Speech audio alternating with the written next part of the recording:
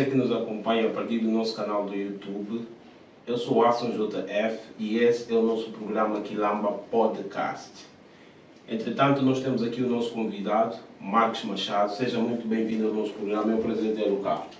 Muito obrigado, Aston, e saudações extensivas, de acordo com o fuso horário, a todos os amantes do programa Podcast Quilamba. Então, estaremos aqui durante esse momento a partilharmos experiências que, de uma certa forma, vão agregar em nós valores que, de facto, farão uma grande mudança nas nossas vidas. Exatamente. Marcos Machado, muito antes de mergulharmos no universo da psicologia, eu gostava imenso que partilhasses conosco a tua história de vida. Muito obrigado pela pergunta pertinente. Exato. Que me coloca. Mas antes que eu partilhe a minha experiência de vida, farei uma autoapresentação sobre aquilo que eu sou.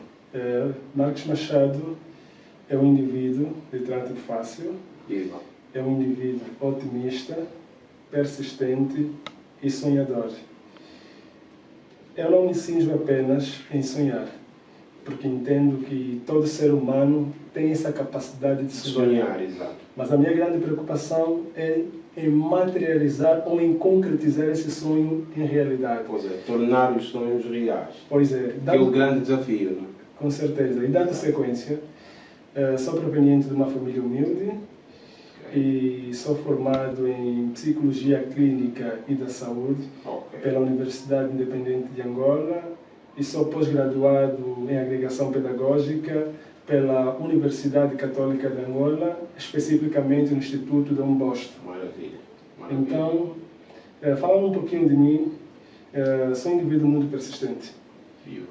Já passei por N situações que, de uma certa forma, e provavelmente me fariam desistir da vida, mas entendo que a vida em si é uma grande escola, onde nós, em função ou em detrimento das vicissitudes da universidade, conseguimos tirar dali proveito e, de uma certa forma, aquilo que seria para nós como fragilidade, transformar-nos como nossa força. Exato.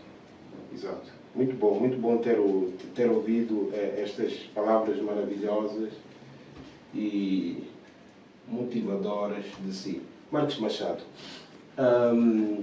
Angola é um país que enfrenta desafios pesados, Com certeza. desafios desmedidos. Certo. Okay? Entretanto, nós hoje temos visto meninas, digamos, menores de idade, já fazerem coisas que teriam de fazer quando atingissem certa maturidade. Por exemplo, nós temos visto meninas a beberem, a fumarem cigarro, meninas a perderem noites em festas, provavelmente sem o consentimento ou sem a noção dos pais. Nós temos visto casamentos temporários. Okay? Nós temos visto os casamentos temporários. Jovens casam-se e depois, em menos de 6 meses, já partem para a separação. O que é que tem havido de concreto nesses tipos de relacionamentos? É uma grande pergunta que acabas nos colocando nesse exato momento. Sobre o grande índice de jovens ou adolescentes que consomem bebidas alcoólicas. Correto. E alguns que envergam no caminho da delinquência e outros que chegam mesmo a apresentarem comportamentos indecorosos. Exato. Aqui estamos diante de um problema conjuntural. Por que eu digo que estamos diante de um problema conjuntural? Porque as famílias têm a grande responsabilidade de passarem valores morais, cívicos, que de uma certa forma vão servir como bússola que vão orientar o comportamento de um indivíduo diante de uma sociedade. Então, esse déficit na questão da passagem dos valores morais ou cívicos faz com que muitos indivíduos, em detrimento das situações que vivenciam no seu núcleo familiar, apresentarem esse comportamento. Porque é uma realidade que começa da base. Então, esses comportamentos que nós assistimos constantemente na nossa sociedade deve-se em função de N fatores. Contemplamos jovens, principalmente meninas, praticarem... Pode encostar mais um pouquinho aqui para que possamos assim ser bem vistos. Prossiga, por favor. Como fazia menção há pouco tempo, temos constatado diariamente na nossa sociedade diversos indivíduos, e aqui estamos a falar na faixa etária da adolescência, contemplamos com nossos olhos adolescentes que passam a noite fora e muitas vezes sem consentimento dos pais. E como frisava há pouco tempo, esse é um problema que temos que olhar de facto com olhos, não de olhares, mas sim com olhos de ver. Porque a adolescência, como frisei anteriormente, é uma fase de afirmação, onde muitos adolescentes pretendem afirmar-se em determinados grupos. Então, para serem aceitos, eles praticam comportamentos que o grupo no qual eles pretendem ingressar também praticam. Então, para serem aceitos, eles apresentam as mesmas atitudes. Então, esse motivo que chamei a atenção há pouco tempo, a questão da família.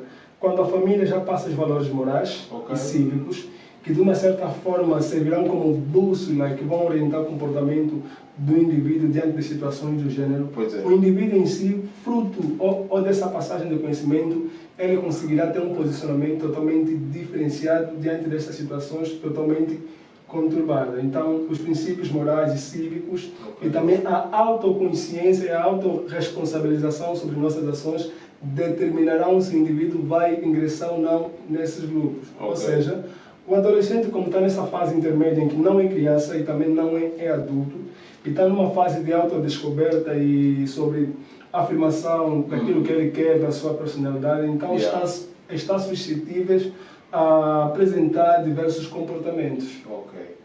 Mas onde está efetivamente o papel das instituições? O papel das instituições. É sabido que a família deve dar ou deve passar os valores morais, cívicos, mas entretanto os indivíduos, maior parte, não têm trazido ou levado isso à escola. Estás a ver? O que se tem visto no nosso país é que nem os valores morais nem cívicos se fazem sentir nas escolas. O que é que tens observado? Qual é a tua análise, ou sob sua ótica de análise, o que efetivamente vós tens inferido relativamente a isto? De facto, aqui quando estamos a falar sobre os valores morais, que são princípios que são embasados por uma família, no sentido de um determinado indivíduo, fruto dessa passagem de conhecimento e experiência que os seus progenitores vão passar aos seus filhos, é que fará com que o mesmo apresente um comportamento aceitável ou não. A passagem dessa transmissão de conhecimento, valores morais e cívicos, é que vão ditar o posicionamento do indivíduo quando estiver fora da sua parentela. Repare que, tanto nas instituições, conseguiremos vislumbrar diversos indivíduos que são provenientes de diversas famílias e que vêm com princípios morais e cívicos totalmente diferenciados. Então, para um indivíduo apresentar um comportamento aceitável, antes de mais, não está apenas cingido na transmissão dos princípios e valores morais e cívicos. Por que levanto aqui essa afirmação? Porque conseguimos constatar, fruto das observações que nós temos feito diariamente, averiguamos que muitas famílias passam esses princípios, passam esses conselhos, mas a grande preocupação consiste na autoconsciência e na autorresponsabilização do indivíduo. O comportamento que o indivíduo apresenta muitas vezes fora do seu núcleo familiar talvez não vai se repercutir naquilo que diz respeito aos princípios morais que seus pais transmitem. A título de exemplo, já contemplamos filhos de professores que são malandros, Aqui não podemos aferir que esses professores não passam valores Não passam morais nem valores, cívicos. mas isso depende, às vezes, dessa autorresponsabilidade. De fato, Autoconsciência, autorresponsabilidade do próprio indivíduo. Okay. Então, contemplamos também filhos de pastores apresentarem comportamentos de rebeldia. Okay. Não queremos aqui insinuar tanto os educadores, tanto os pastores, no sentido de não transmitirem esses valores morais e cívicos. Aqui estamos a chamar a atenção à autorresponsabilização do indivíduo em si. Ou seja, um adolescente já tem uma consciência crítica. Já consegue discernir o certo e o errado. Então, o comportamento do adolescente muitas vezes está associado ao fruto do seu pensamento. Ou seja, para ele ser aceito num determinado grupo ou num determinado núcleo, ele terá que apresentar, se comportar como aquele grupo se comporta. Mas aqui precisamos chamar a atenção, porque muitas vezes agimos sem pensar. Primeiramente precisamos pensar para depois agirmos. Se assim o fizermos, estaremos a caminhar até um bom porto. E teremos efetivamente uma sociedade mais equilibrada. De fato, não basta apenas que as famílias passem os valores morais e cívicos e, consequentemente, também as instituições religiosas. É necessário também que as instituições de ensino passem esses princípios. É notório na nossa realidade e temos a cadeira de MC e essa cadeira visa a conscientização e a passagem dos valores morais e cívicos no sentido de munir o indivíduo de princípios que farão com que ele futuramente apresente um comportamento sadio que aceite diante de uma sociedade. Pois é.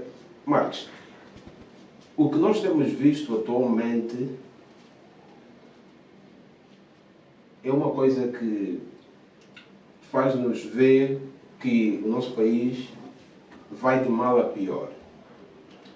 Primeiro, é a inclinação dos estudantes nas instituições. Então, o nosso país vai de mal a pior. Isso é que muita gente tem observado, tem comentado, porque o que temos visto hoje é um desequilíbrio total desde a área académica, digamos assim, desde a escola, porque os jovens hoje já não estão muito aplicados e dedicados nos estudos, que muitos deles, menores de idade hoje, estão muito mais inclinadas em questões de festas, estás a ver? O alcoolismo também tem sido um dos maiores refúgios da juventude. Os casais hoje têm apresentado dificuldades no sentido de eternizarem os seus relacionamentos. Eternizar no sentido de que os jovens hoje, muitos deles, né, jovens mulheres, namoram mais por interesse. Que isso provavelmente seja uma coisa normal, mas quando nós metemos interesse pessoal primeiro, nós não caminhamos para um relacionamento eterno, mas digamos assim, um relacionamento duradouro, ok? Um relacionamento duradouro, porque o que se tem visto bastante é mulheres a prostituírem-se, estás a ver? O que temos visto bastante são homens a não quererem comprometimento com o outro lado. Estás a ver? Então, o que é que efetivamente está a se passar com a sociedade angolana nestes termos? Certo. Nesse exato momento, ou no contexto atual em que vivemos, fruto daquilo que é a dinâmica da sociedade, também que me refiro fruto das dificuldades ou vicissitudes ou atritos que muitos indivíduos estão a enfrentar, a falta de capacidade de olharem para essas questões de dificuldade de uma outra forma faz com que muitos indivíduos apresentem esse comportamento. Mas na questão diretamente dos relacionamentos amorosos, que é a primeira questão que eu vou responder, depois teria o privilégio de falar um pouquinho também no contexto educacional, falta de interesse por parte dos jovens. No contexto amoroso, para que se tenha um relacionamento duradouro, onde ambos saem beneficiados, é necessariamente que o casal comungue dos mesmos ideais ou princípios. É necessariamente que a fidelidade, Ok. a questão da transparência, Ok. a lealdade, o respeito e a reciprocidade seja um cardápio que vão nortear, ou seja, seja um cardápio que constantemente estará servido na mesa do casal. Ok. Onde há lealdade, transparência na comunicação, onde ambos falam verdade mutuamente, Ok. conseguiremos contemplar com nossos próprios olhos a satisfação e saúde dentro desse relacionamento. Quando acontece coisas opostas a estes que acabamos de fazer menção há pouco tempo, conseguiremos constatar ou vislumbrar um relacionamento onde não há satisfação tanto a nível amoroso e tanto a nível de outros fatores. Ok. Então, quanto à questão que nos coloca sobre o alto índice de prostituição que muitas jovens hoje em dia têm envergado nesse caminho, aqui também temos que fazer uma abordagem num contexto multifocal. Por que um contexto multifocal? Porque a prostituição não é apenas uma realidade local, é um problema global. Então, como nos encontramos em Angola, é o contexto na qual vamos abordar com maior propriedade, porque esse fenômeno social, aqui nós conseguimos observar com maior incidência. Aqui podemos chamar N questões que estão diretamente ligadas à questão da prostituição em Angola. Um dos elementos é a situação socioeconômica da família. Indivíduos que vêm de uma família onde o poder financeiro é muito reduzido, estão sujeitos, não todos, estão sujeitos ou propensos a apresentar esse comportamento indecoroso que é a prostituição. A falta de dinheiro, ou seja, o indivíduo coloca a seguinte questão: estou sem mantimento. O que eu posso fazer para suprir com a minha necessidade? Esses indivíduos, por falta de autoconsciência e por falta de amor de si mesmo, faz com que elas ou eles olhem para a questão do seu corpo como se fosse uma recompensa. Com quem diz, se eu ceder o meu corpo ao outro, não conseguirei ter mantimento. A questão socioeconômica não é uma justificativa que faz com que os mesmos indivíduos apresentam esse comportamento. E a outra questão é o imediatismo. Porque hoje em dia assistimos diariamente na nossa sociedade que muitas mulheres, pelo facto de não aceitarem a sua realidade socioeconômica, envergam no caminho do imediatismo. Se contemplarem ou se vislumbrarem a sua amiga com uma peruca de 30 mil kwanza, com uma calça muito cara, também querem ter essas mesmas coisas. Então não entendem o sacrifício que outras pessoas fazem para conseguir esses bens materiais. Então, essas atitudes indecorosas, tanto a prostituição, porque não podemos aqui apenas olhar para a questão socioeconômica como um fator crucial para esse problema, e também não é justificativa, e também há muitos indivíduos com problemas afetivos. Indivíduos com problemas afetivos também são vulneráveis a envergarem no caminho da prostituição. Então, se nós não olharmos para essa questão com uma visão macro, então teremos uma abordagem um pouquinho limitada. Então, esses indivíduos, para suprirem, para saciarem com as suas necessidades fisiológicas, envergam por esse caminho. Então, quando queremos conseguir as coisas rápidas, essas são as consequências que nós observamos. Pois é, Marcos Machado. Nós estávamos na reta final do nosso programa e desde então agradecemos imenso a sua presença e, contudo, contamos com a vossa participação nas próximas edições. Nós é que agradecemos, a princípio, ao Quilamba Podcast pelo convite que nos foi formulado. E estaremos sempre aqui quando nos foi formulado novamente o convite.